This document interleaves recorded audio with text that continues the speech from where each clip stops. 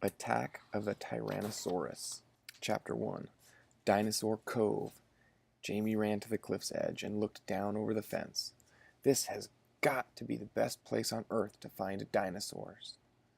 His grandfather's eyes twinkled. They're down there in the rocks, that's for sure. Why don't you go and have a look?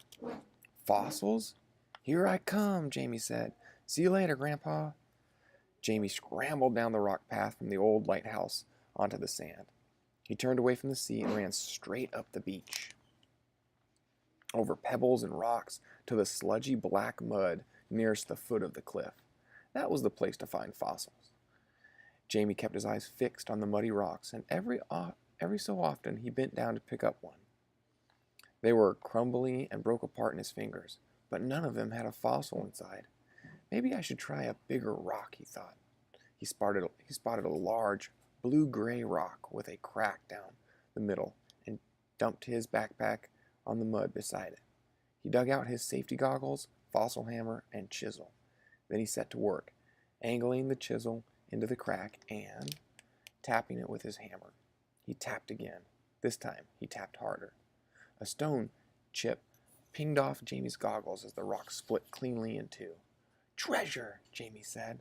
Sticking out one half of the rock was a black spiral fossil with shiny gold ridges.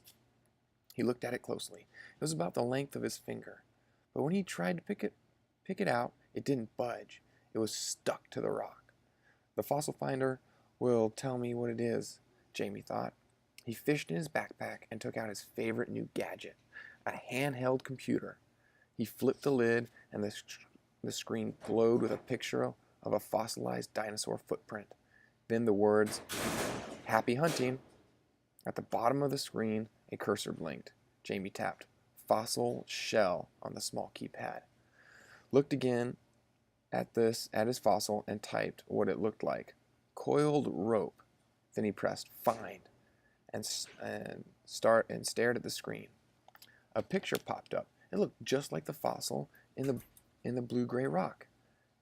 Ammonite, Jamie read. A fossil shell from a prehistoric sea creature, common in rocks from dinosaur times, can be formed of fool's gold. He flipped the lid shut. Well, Jamie said to his discovery, I don't care that you're common or that you're not real gold. You come from dinosaur times, and I'm the first person to ever see you, so you're still a treasure to me. He pulled off his goggles, took out his new T-Rex notebook, and began to sketch his first Dinosaur Cove discovery. He added in the squid-like tentacles and big eyes that the creature would have had when it was alive. Suddenly, an unfamiliar voice shouted, "Boo!"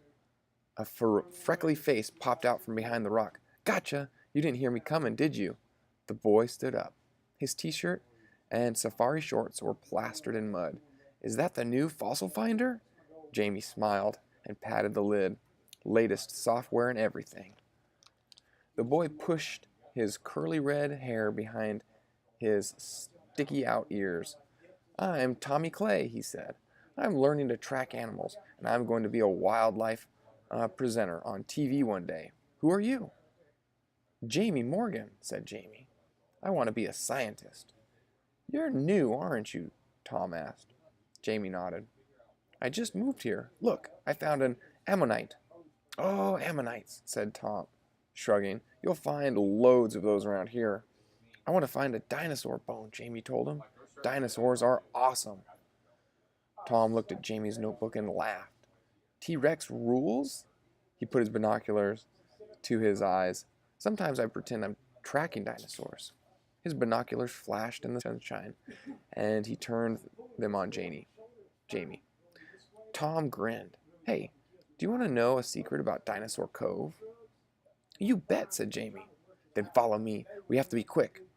Tom set off across the beach. Jamie stuffed his fossil hunting gear into his backpack and ran after his new friend. Why are we hurrying? Jamie asked. The path up the cliff gets cut off at high tide, said Tom, so we'll have to get back before then. Tom led Jamie onto a narrow path up a cliff, and at the highest point on the path, Jamie stopped to look at the view. He could see his grandfather's fishing down on the beach. That's my house, Jamie told Tom, pointing at the tall, whitewashed tower at the top of the cliffs on the opposite side of the beach. Tom looked surprised. The captain's lighthouse? The captain is my grandpa, Jamie explained. My dad moved us down here, and he's turning the bottom floor into a dinosaur museum. Cool, said Tom.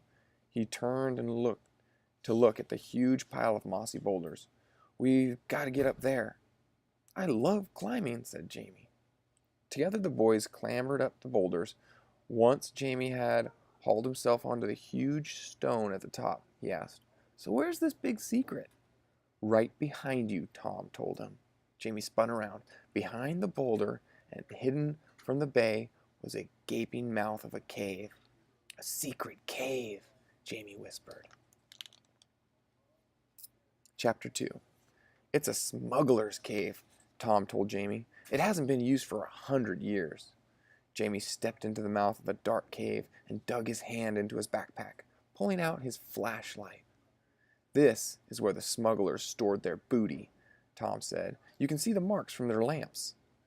Jamie flicked on his flashlight and pointed it in toward the pale rock walls. He could make out sooty black streaks. Tom took a few more steps into the cave and knocked on the back wall. It's a dead end. Jamie shone his flashlight over the floor and saw a spider with long, spindly legs. He followed it with the beam as it skittered into a corner and then disappeared into a hole. It can't be a dead end, Jamie said. Look. The hole began at the cave floor and came up to the height of his knees. It was wide at the bottom, but very narrow at the top. How did I miss that? Tom said. I've been here loads of times. It's big enough to squeeze through, said Jamie, kneeled down and pushed his backpack through the gap. I'm going in. He wiggled through the gap, shining his flashlight into the darkness. Wait for me, yelled Tom. It was colder and pitch black inside the second chamber. Jamie aimed his flashlight at the rock walls, ceiling, and floor. There was no sign of any soot from smugglers' lamps. We must be the first people to come in here for 100 years, Tom murmured. Thousands of years, said Jamie. Millions, said Tom. Hey, what's that?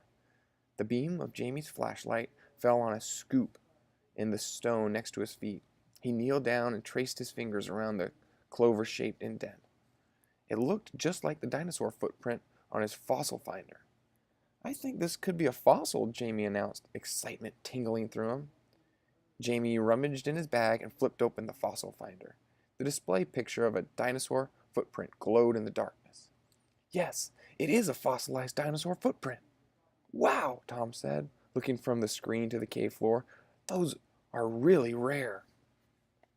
And Jamie saw a second scoop at the edge of the beam of light. Look, there's another, and another. 5 altogether. They go straight into that wall of rock.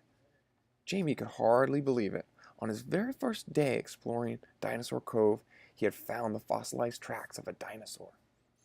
Jamie carefully placed his left foot into the first print.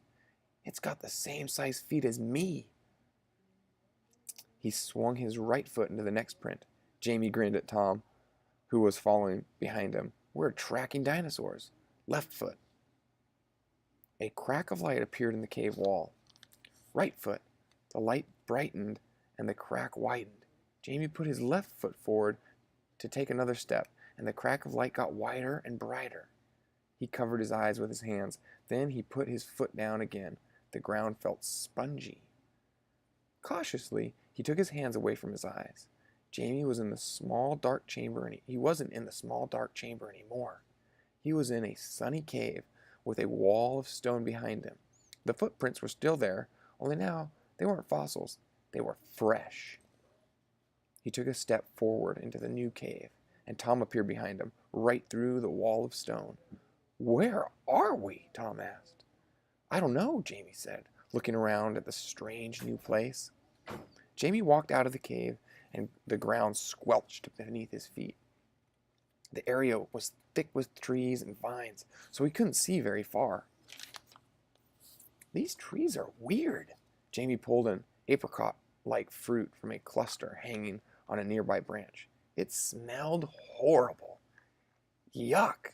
Dare you to smell it, Tom. Tom took a huge sniff. sick, he gasped. Then he grinned. Dare you to take a bite? No way, said Jamie, shaking his head.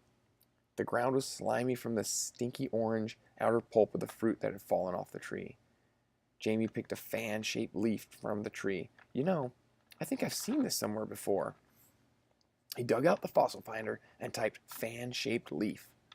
The next moment, pictures of leaves appeared on the screen. Jamie clicked on one that looked the same as the leaf in his hand. Ginkgo, a living fossil, he read to Tom, still found today, but everywhere in dinosaur times, sometimes known as stink bomb tree. Too right, said Tom. Let's get some fresh air. He pushed aside a tangle of vines. What's through there? Wait for me, Jamie hurriedly sealed a few ginkgo fruits in a plastic specimen bag, stuffed them and the fossil finder into his backpack, and then crashed through the undergrowth after Tom. Careful, Tom shouted to him from up ahead. The ground sloped steeply, and Jamie tried to slow down, but his sneakers were caked with slippery ginkgo pulp. I can't stop, Jamie yelled as he tumbled toward the edge of the cliff.